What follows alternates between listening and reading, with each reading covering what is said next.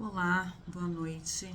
Que a paz do Mestre Jesus envolva os nossos corações, envolva o nosso lar e nos auxilie, na compreensão, no entendimento e na transformação de cada um de nós, de acordo com a nossa necessidade, a nossa vontade, baseado no tema de hoje. Quero desejar um ano maravilhoso para cada um que está assistindo, que esse seja um ano de grandes transformações e de muita, muita, muita, muita felicidade, de muita paz do Cristo no nosso coração e na nossa vida. Vamos lá. O tema de hoje proposto é do livro Caminho, Verdade e Vida, e a gente vai estar falando do capítulo 35, Semeadura. E Emmanuel escolhe um trechinho que está lá em Marcos, no capítulo 4, versículo 32, que Jesus disse o seguinte: mas tendo sido semeado, cresce.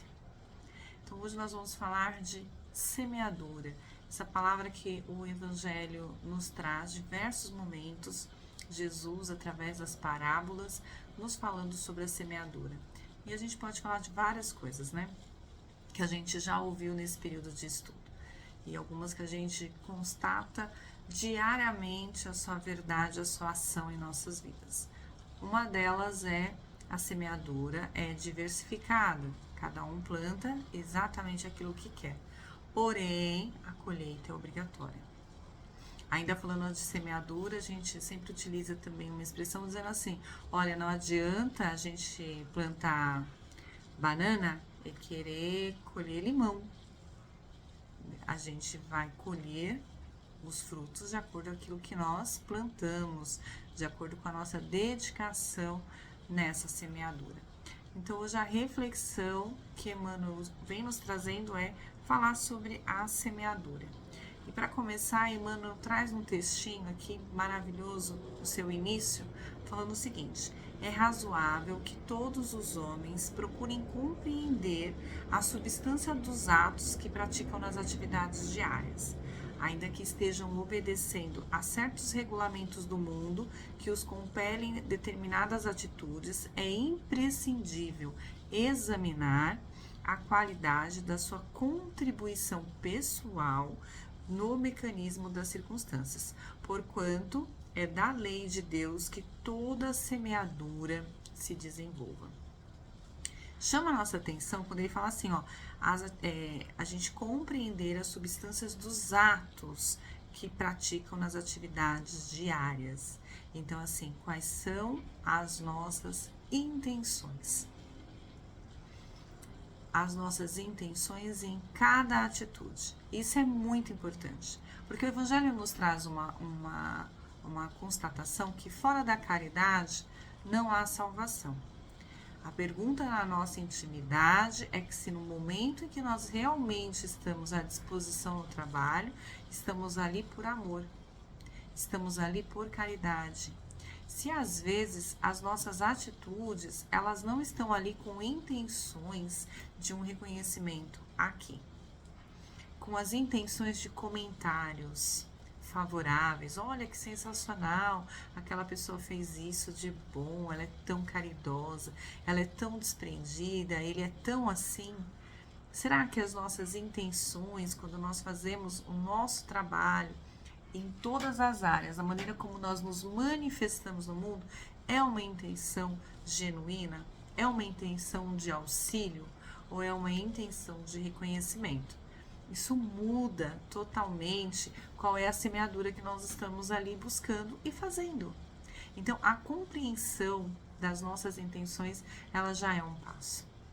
Muitas vezes nós entramos numa discussão com a intenção de humilhar. Às vezes, a nossa fala tem uma intenção de cutucar. Então, a gente precisa prestar atenção, porque Emmanuel também diz assim, toda semeadura se desenvolve. A lei de Deus que toda semeadura se desenvolva. Então, assim, se tudo que a gente plantar vai se desenvolver, basta a gente dar uma olhada no que nós estamos vivendo, que são frutos do que nós semeamos. Então, o que a gente está semeando para este ano? Quais estão sendo as nossas intenções de melhora? Nós estamos sendo legítimos e verdadeiros, inclusive com as pessoas que estão conosco?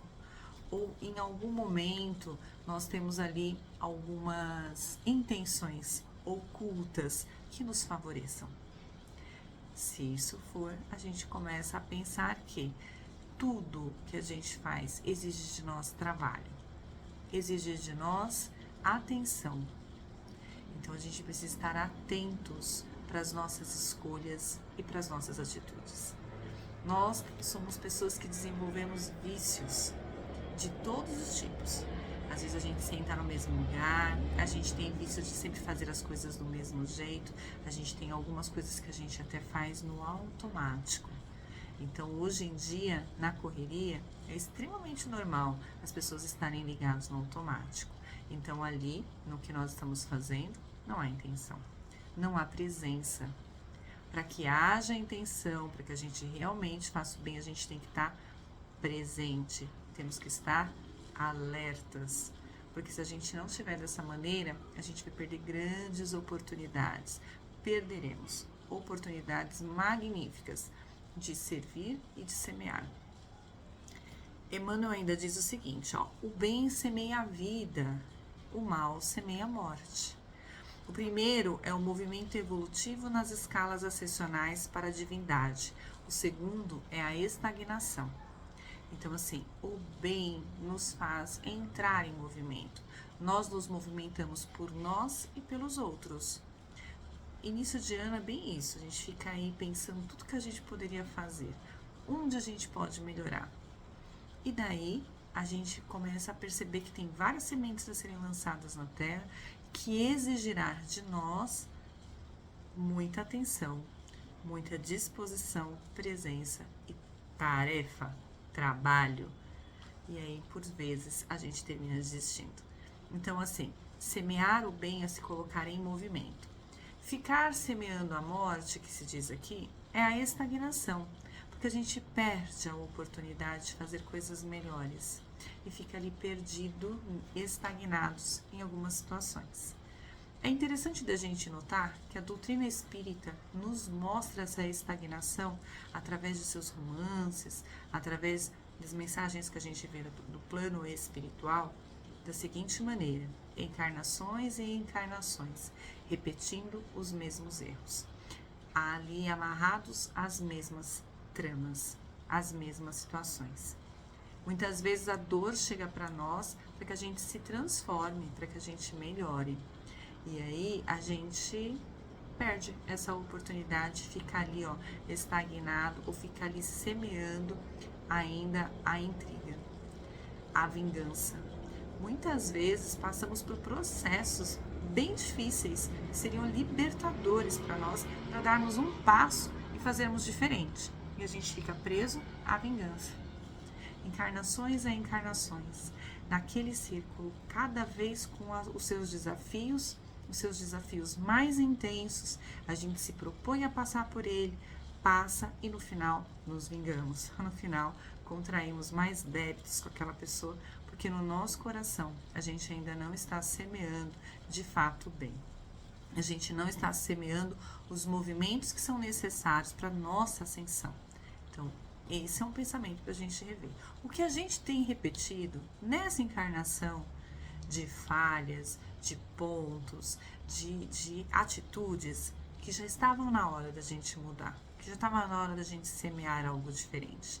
Porque os frutos que a gente está colhendo nem sempre são aqueles que a gente gostaria de colher.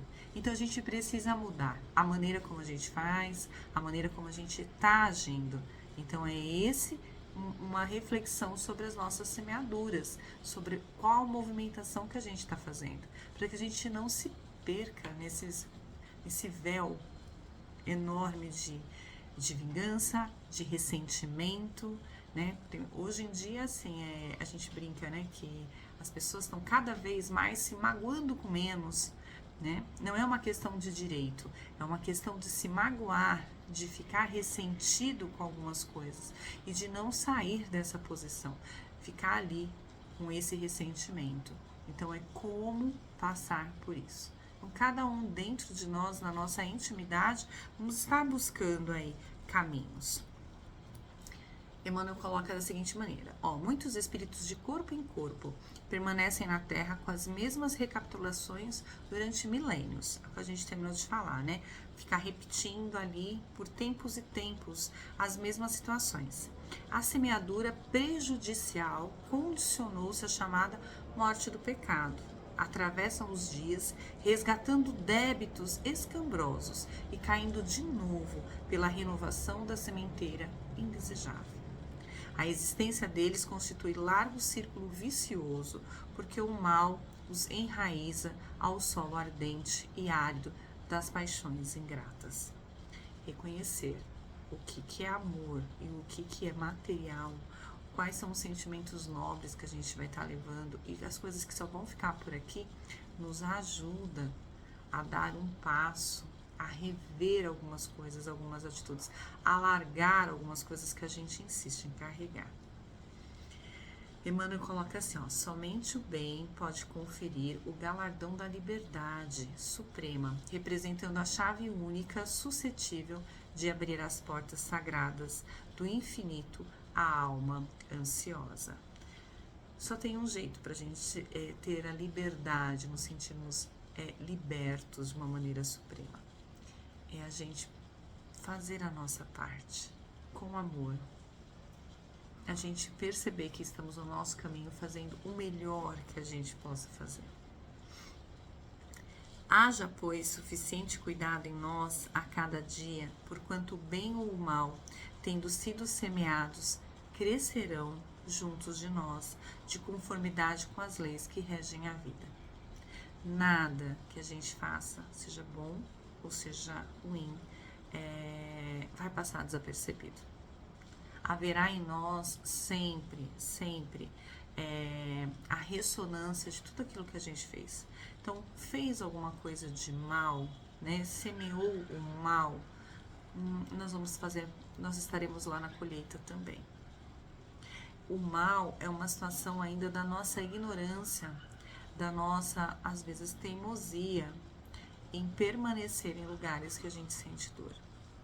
Em permanecer em lugares onde as paixões falam mais alto e depois a gente sente um vazio enorme de quem só desfrutou mundanamente das coisas sem aproveitar o melhor do sentimento.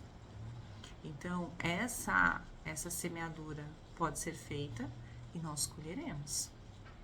A semeadura do bem, aquela que vai fazer com que a gente realmente conheça, cresça, evolua, e não é tão simples assim, porque para que algumas coisas aconteçam, exige de nós muito, mas muita dedicação.